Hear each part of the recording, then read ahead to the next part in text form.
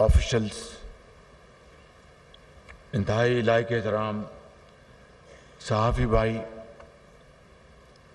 خواتین و حضرات، مہمان گرامی، السلام علیکم۔ آج بہت عرصے کے بعد مجھے دانش اسکول کے اور اس قوم کے عظیم ہونہار طلباء و طالبات سے ملاقات کا موقع ملا ہے، اور یہاں پہ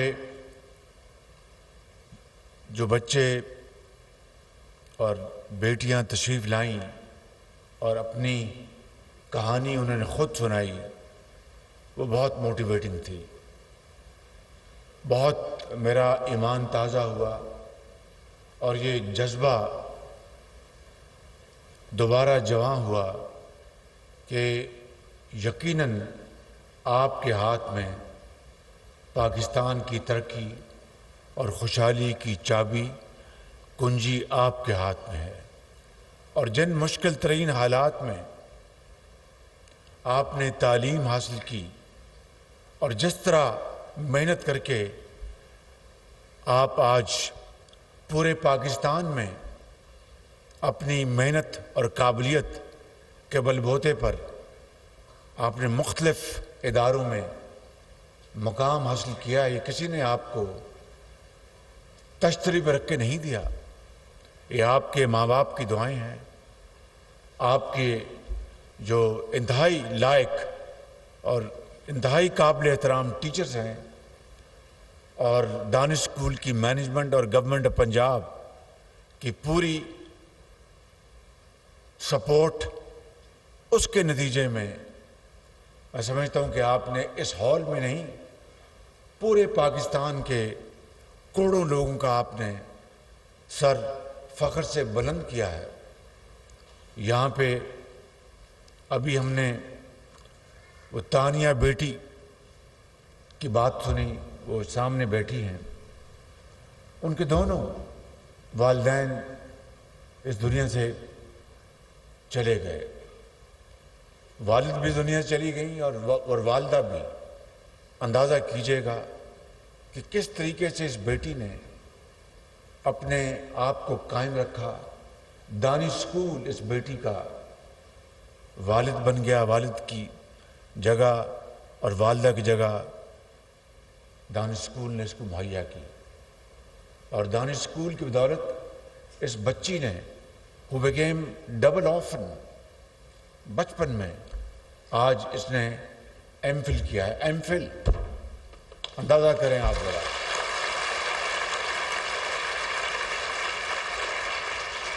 اور ایم فل کیا ہے انگریزی میں۔ کتنی فخر کی بات ہے ہم سب کے لیے، اور میں سمجھتا ہوں کہ جب میں نے دانش اسکول بنانے کا فیصلہ کیا تھا تو شدید مخالفت ہوئی تھی، اشرافیہ نے بھرپور مخالفت کی، سرداروں نے بڑی مخالفت کی، امیروں نے بڑی مخالفت کی کہ شہباز شریف دانش اسکول کے اوپر پیسے ضائع کر رہا ہے۔ یہ ایک دانش اسکول جس قیمت میں بنے گا، اس سے 10 اسکول عام بن جائیں گے۔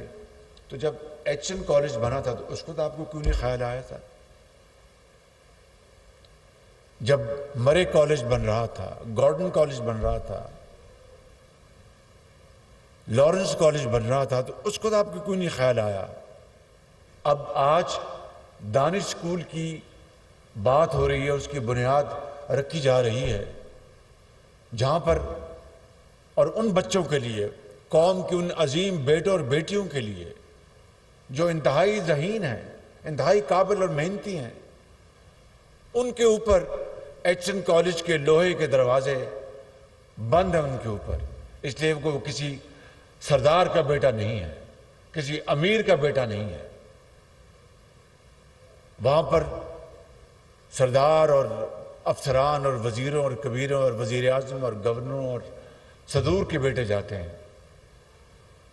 لیکن دانش اسکول ان بچوں کے اوپر مکمل طور پر یہ ایچ این کالج اور اس طرح کے دوسرے اسکول پورے پاکستان میں بند تھے، تو میں نے کہا کہ مجھے ان کی مخالفت کی کوئی پرواہ نہیں، اور اللہ کا نام لیا اور پورے جنوبی پنجاب کے دور افتادہ علاقوں میں جہاں پر ٹیلے تھے، جہاں پر ریتلی زمین تھی، کچھ نہیں تھا، وہاں پر دانش اسکول ہم نے بنائے اللہ تعالیٰ کے فضل و کرم سے۔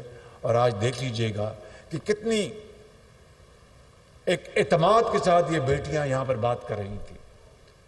وہ جو بچی جو اب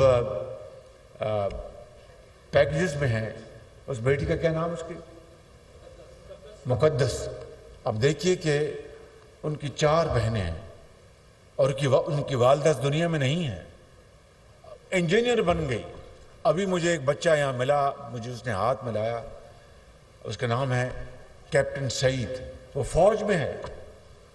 تو مجھے آپ بتائیے کہ یہ دانش اسکول بنا کر میں نے کوئی گناہ کیا؟ میں سمجھتا ہوں کہ میرا بس چلے تو پورے پاکستان میں ہزاروں دانش اسکول بنا کر اس کام کو عظیم بنائیں گے انشاءاللہ۔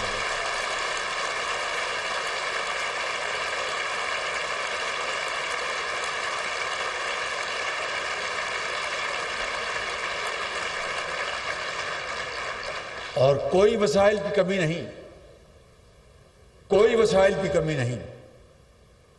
یہ بتائیے مجھے کہ یہ بیٹی جو مقدس ہے کس طرح انگریزی میں اعتماد کے ساتھ بات کر رہی تھی، اور میں آپ کو بلا خوف تردید کہہ سکتا ہوں کہ اگر ان بچیوں کے لیے، ان بچوں کے لیے جو ہزاروں نہیں لاکھوں ہیں ان دور افتادہ علاقوں میں، اگر ان کو یہ تعلیم میسر نہ آتی تو یہ اپنی دیہاتوں کی گلیوں اور محلوں میں دھول میں گم ہو جاتے۔ بالکل آج یہ نگینے بن چکے ہیں، ہیرے جواہرات ہیں۔ کاش وہ ہیرے جواہرات جو ہمارے دوست ممالک نے دیے وہ پیسے بیچ کر جیب میں ڈالنے کے بجائے ان کے قدموں میں نچھاور کرتے، تو میں سلام کرتا ہوں ان کو۔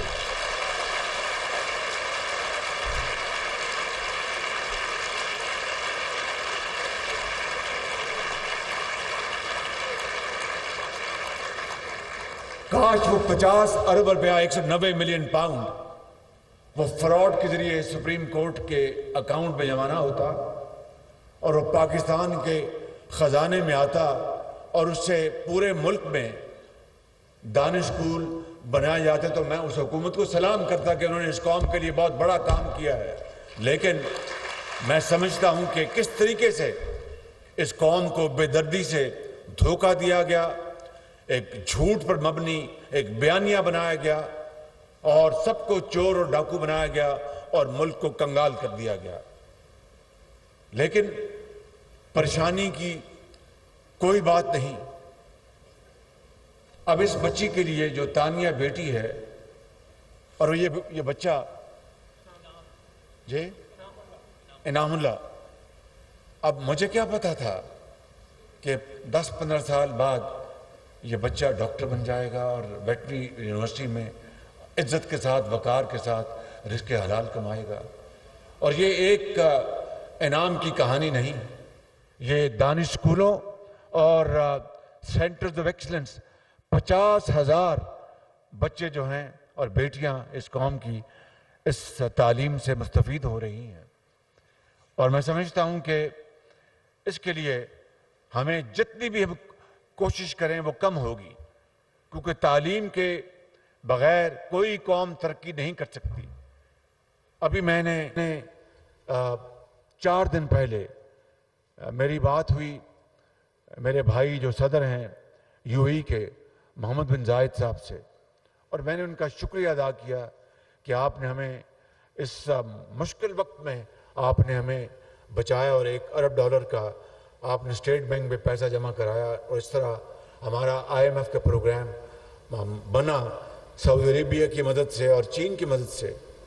آپ مجھے بتائیں کہ ٹھیک ہے ان کے پاس تیل ہے اور اللہ ان کو مبارک کرے اور دے ان کو، لیکن کیا یہ دانش اسکول کے عظیم اسکالرز یہ کسی بھی اثاثے سے کم ہیں؟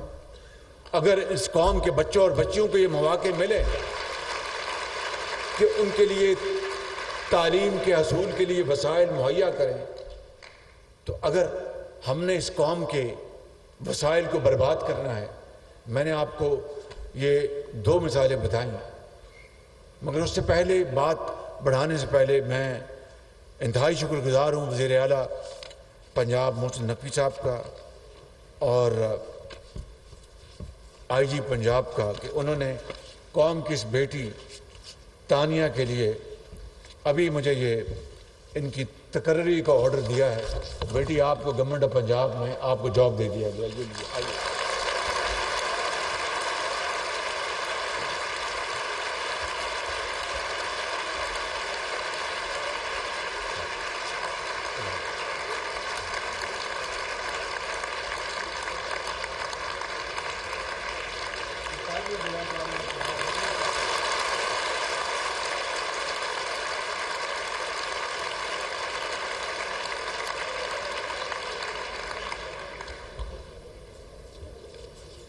نہ والد ہے نہ والدہ، اور کس طرح زندگی کے اندھے تھپیڑوں کا اس عظیم قوم کی بچی نے مقابلہ کیا ہے، اور انگلش میں اس بچی نے ایم فل کیا ہے، اور ان کو میں وزیر اعلیٰ پنجاب کا تہ دل سے آپ کا بے حد شکریہ ادا کرتا ہوں کہ آپ نے یعنی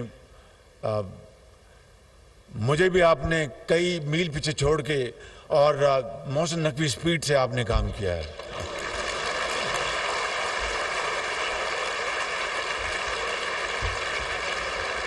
اور ان کو آئی جی پنجاب نے ان کو ان کی جو اپوائنٹمنٹ کی ہے وہ وکٹم سپورٹ آفیسر جو جی تحفظ مرکز میں اس بچی کو یہ جاب ملا ہے۔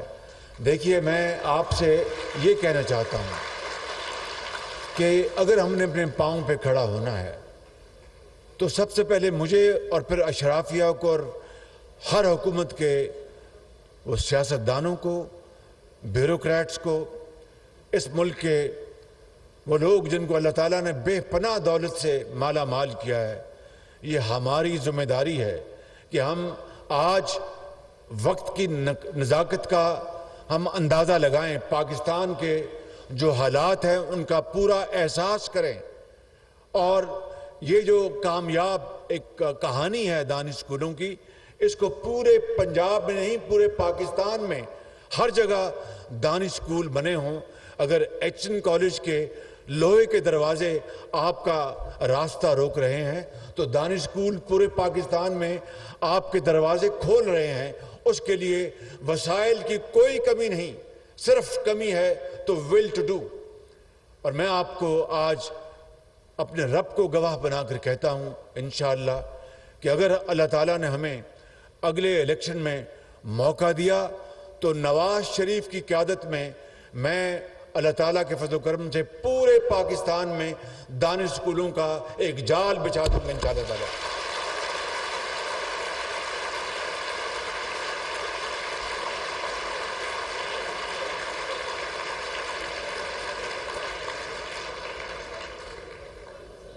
لیپ ٹاپ کے بارے میں جی بیٹا کیا بات جی آپ دانش اسکول سے ہیں؟ دو بھائی مائک دو بیٹا، وہیں سے بات کر لیں بیٹا، مائک دے دو مائک۔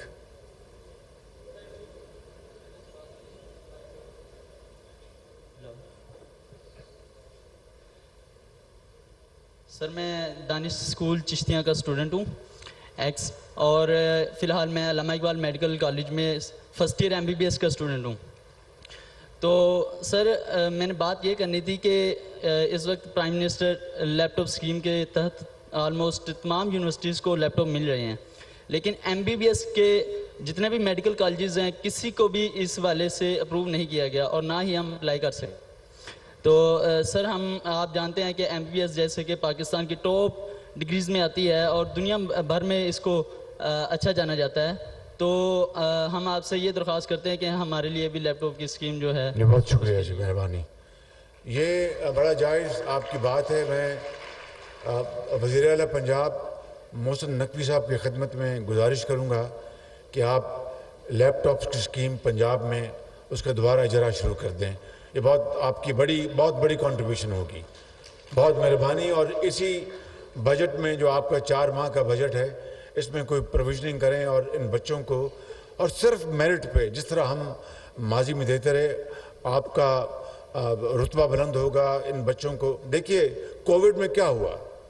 کووڈ میں جو مجھے یہ تانا ملتا تھا کہ میں بچوں کو لیپ ٹاپ رشوت کے طور پر دے رہا ہوں, کووڈ کے زمانے میں ان بچوں نے ان لیپ ٹاپ کے ذریعے اپنی تدریس جاری رکھی, تعلیم جاری رکھی. اور پھر آج لاکھوں بچے اس پاکستان کے اندر لیپ ٹاپ کے ذریعے فری لانسر بن گئے اور اپنا رزق حلال کما رہے ہیں اور دنیا میں اپنا وہ نام کما رہے ہیں. تو اس لیے میں وزیر اعلیٰ پنجاب سے گزارش کروں گا کہ مہربانی کر کے میں نے آپ کی سفارش ان کو پہنچا دی ہے, جائز آپ کی سفارش, انشاءاللہ وہ اس کے اوپر فی الفور ایک پلان بنائیں گے.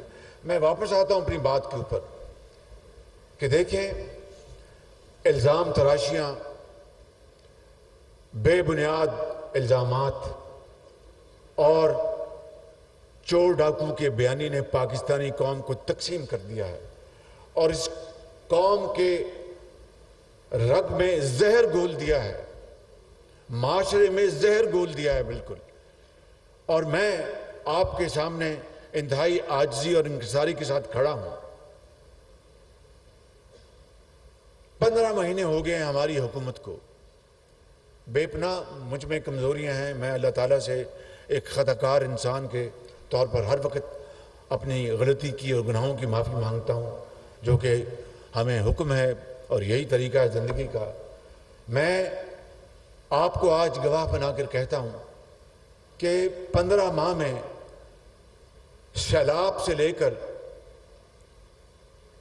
مہنگائی سے لے کر IMF سے لے کر ملک کے اندر بدترین تقسیم کا مجھے سامنا کرنا پڑا.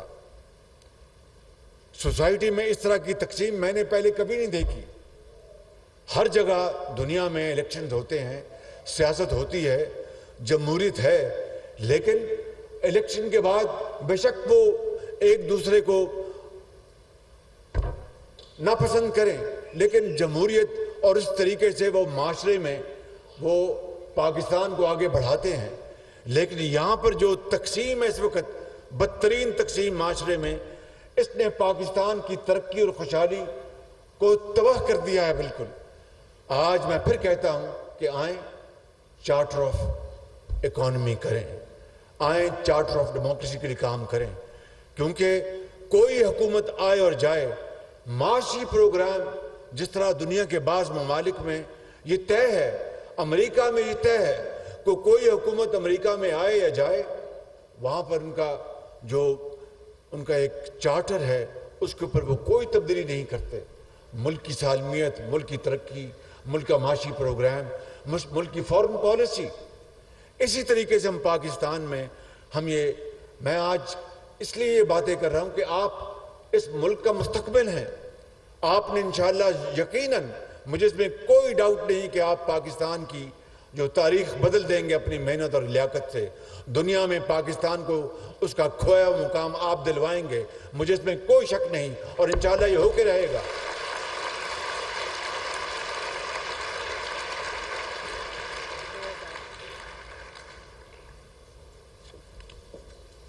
تو اس لیے چارٹر آف اکانومی, یہ صحافی محترم بھائی میرے سامنے بیٹھے ہیں, اس کے اوپر بات کریں, قوم کو اس کے اوپر لے کے آئیں. اب دیکھیے کہ میں جانتا ہوں کہ کس طرح IMF کے ساتھ ہم نے منتیں کر کے یہ پروگرام کیا ہے. لوگ کہتے تھے کہ بعض لوگ کہتے تھے جناب پاکستان IMF کا پروگرام نہ بھی ہوا تو پاکستان ڈیفالٹ نہیں کرے گا. خدا کرتا کہ ایسا نہ ہوتا, لیکن ڈیفالٹ اگر نہ بھی کرتا تو IMF کے پروگرام کے بغیر وہ ہماری ایک مجبوری بن گیا تھا. ہمارا ڈالر کے ساتھ روپے کا تعلق کیا ہوتا, روپیہ کہاں جا رہا ہوتا, ڈالر کہاں جا رہا ہوتا, اسٹاک ایکسچینج کہاں جا رہا ہوتا, اور تمام دنیا کے جو ملٹی لیٹرل جو فائنینشیل انسٹیٹیوشن ہیں انہوں نے اپنے دروازے ہم پہ بند کر دینے تھے. آلریڈی پہلے ہی جو امپورٹس ہماری ہیں انڈسٹری اور صنعت اور زراعت کے لیے, اس میں ہم نے اس کو کم کیا ہوتا تھا تاکہ ڈالر بچائیں. اگر IMF کے ساتھ پروگرام نہ ہوتا تو ہمیں امپورٹس اور کم کرنی پڑتی ڈالر بچانے کے لیے. اس سے پھر کیا ہوتا؟ صنعتوں کی چمنیوں سے دھواں نکلنا بند ہو جاتا, مزدور بے روزگار ہو جاتے, ہماری ایکسپورٹس پروڈکشن وہ زمین بوس ہو رہی ہوتی. ایک عجیب نیا ایک بحران پیدا ہونا تھا جس کا کوئی اندازہ نہیں کر سکتا. اور سب سے بڑھ کر مجیب الرحمان شامی نے قیامت تک مجھے کہنا تھا کہ شہباز شریف کے دور میں ڈیفالٹ ہوا. نیازی صاحب نے قیامت تک مجھے کہنا تھا کہ شہباز شریف کے دور میں ڈیفالٹ ہوا. جب میں اس دنیا میں سے چلے جاتا تو میری قبر پہ کتبہ لگتا کہ جناب تمہارے دور میں ڈیفالٹ ہوا. تو یہ ڈیفالٹ اگر خدا نخواستہ ہوتا تو یہ 15 مہینے کا نتیجہ تھا؟ نہیں, یہ 75 سال کا قصہ ہے. یہ 75 سال کا قصہ ہے جس میں پولیٹیکل اور ملٹری ڈکٹیٹرشپ سب نے اس میں حصہ ڈالا. اور اشرافیہ کا سب سے بڑی ذمہ داری اشرافیہ کی ہے. تو میں یہ کہنا چاہتا ہوں کہ آج ہمیں ہوش کے ناخن لینے چاہیے. اللہ تعالیٰ کا بے پایاں فضل و کرم ہے کہ IMF کا پروگرام ہو گیا, ڈیفالٹ کا خطرہ ختم ہو گیا. لیکن اب ہمیں, اور میں اس کو بریدنگ سپیس کہتا ہوں, بریدر ہے یہ, بریدر یعنی سانس لینے کا موقع ملا ہے. اب ہمیں اس کو کنورٹ کرنا ہے ایک بہت بڑی اپرچونٹی میں. وہ تبھی ہوگا کہ ایک ویژن کہ ہم نے اپنی صنعت کو کس طرح آگے لے کے جانا ہے, ہم نے اپنی زراعت کو کس طرح آگے لے کے جانا ہے, ہم نے ان ڈاکٹرز کو. اب دیکھیے اس قوم کی یہ عظیم بیٹی MPhil کر لیا دانش اسکول اور پھر یونیورسٹی میں گئی, MPhil کر لیے انگلش میں, جاب نہیں مل رہی اس کو. آج اگر یہ پروگرام نہ ہوتا تو نہ جانے زندگی کے اندھے تھپیڑے اس کا مقدر ہوتے. اور یہ کوئی, میں سمجھتا ہوں کہ کوئی فیور کی بات نہیں, یہ کوئی احسان نہیں, اس کا حق تھا. اشرافیہ کے بچے اور بیٹیاں وہ تو دنیا کی بہترین یونیورسٹیوں میں نارتھ امریکہ میں اور جنوبی فرانس میں پڑھ سکتے ہیں. اشرافیہ مجھ سمیت یہ سیاستدان اور بڑے بڑے عہدوں پر, بڑی بات سنیں ذرا غور سے پلیز, بڑے بڑے عہدوں کے اوپر جو موجود ہیں وہ حکومت کے خرچے کے اوپر اپنے بچوں اور بچوں کا علاج باہر کرا سکتے ہیں.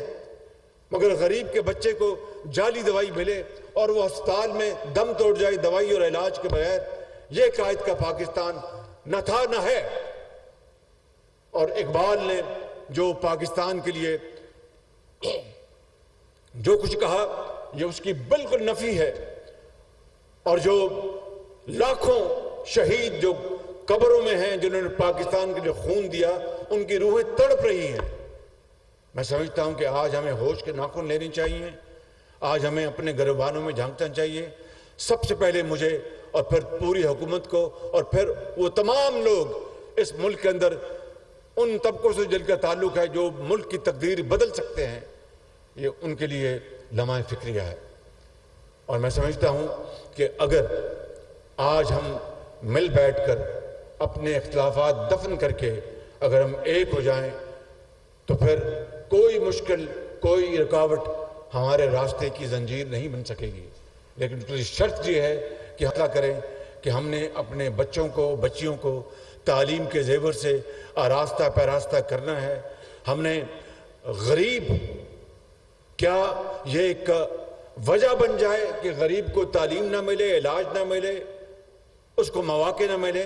میں سمجھتا ہوں کہ نہ یہ اسلامی نظام ہے, نہ یہ پاکستان کی جو بقا ہے اور پاکستان کا مارز وجود میں آنا, اس کا بنیادی مقصد یہی تھا کہ ہندو کی غلامی سے اور انگریز کی غلامی سے جان چھڑا کر ایک ایسا خطہ ملے جہاں پر ہر ایک کو یہ تانیہ بیٹی کی طرح, مقدس بیٹی کی طرح اور کیپٹن سعید کی طرح, چاہے وہ غریب کا بیٹا ہے یا امیر کا, چاہے وہ یتیم ہے, چاہے وہ دکاندار کا یا کسی بیوہ, ان کو موقع ملے کہ وہ معاشرے کے اندر محنت کر کے اپنا مقام حاصل کرے. لیکن ایسا نہیں ہے, اور جو اس وقت ہو رہا ہے اور ہونے جا رہا ہے وہ تباہی ہمارا مقدر ہے. لیکن میں یہ سمجھتا ہوں کہ اس قوم میں اتنی جان ہے, اس قوم میں اتنی طاقت ہے, یہ جری قوم ہے کہ انشاءاللہ اگر ہم نے یہ فیصلہ کر لیا کہ ہم نے تاریخ کا رخ موڑنا ہے اور پھر IMF کے پاس دوبارہ نہیں جانا. میں مجبور ہوں یہ نام ہندوستان کا لینا. ہندوستان 91 میں گیا IMF کے بعد, اس کے بعد آج تک وہ IMF کے پاس نہیں گیا. لیکن ہم کتنی بار IMF کے پاس جا چکے ہیں. خدا را ہمارے پاس معدنیات ہیں, اتنی دولت, ٹریلینز آف ڈالرز ہیں بلوچستان میں, پنجاب میں, KP میں, سندھ میں, ٹریلینز آف ڈالرز.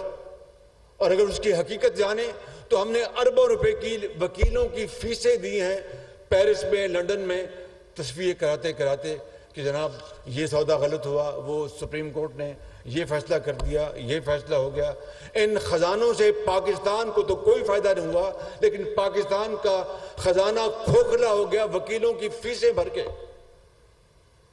تو کیا یہ ہمارا مقدر ہے؟ اس طرح قومیں بنتی ہیں, اس طرح ترقی کی جاتی ہے, اس طرح کشکول توڑا جائے گا؟ نہیں. میں سمجھتا ہوں کہ یہی ایک لمحہ ہے. اس لمحے کو ہم بالکل اپنے سینے سے لگائیں, فیصلہ کریں کہ ہم نے اپنی تقدیر بدلنی ہے. تو پھر انشاءاللہ یہ تقدیر اللہ تعالیٰ بدل دے گا. وہ کیا ہے شعر کہ ہر تقدیر سے پہلے خدا بندے سے خود پوچھے, بتا تیری رضا کیا ہے. خودی کو کر بلند اتنا, خودی کو کر بلند اتنا کہ ہر تقدیر سے پہلے خدا بندے سے خود پوچھے, بتا تیری رضا کیا ہے.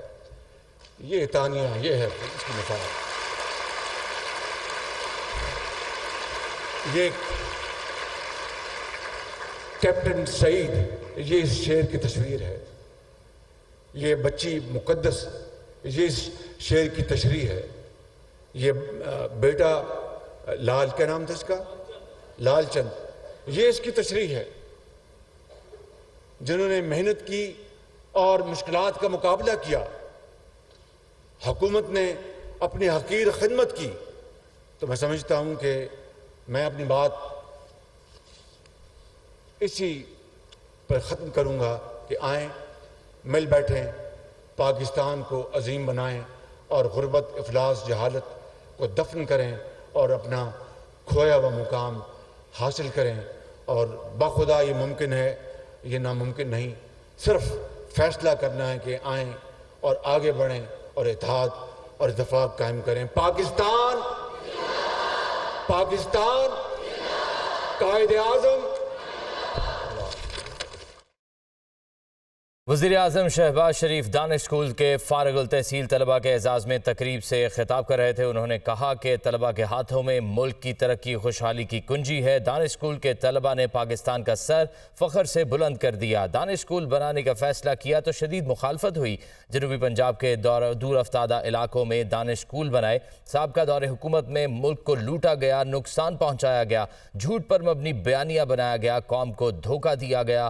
اور انہوں نے مزید کہا کہ دوست ممالک کے ہیرے بیچ کر دانش اسکول بنتے تو سراہتا. فراڈ کے ذریعے 190 ملین پاؤنڈ سپریم کورٹ کے اکاؤنٹ میں گئے. آئندہ موقع ملا تو نواز شریف کی قیادت میں پورے ملک میں دانش اسکولوں کا جال بچھا دیں گے.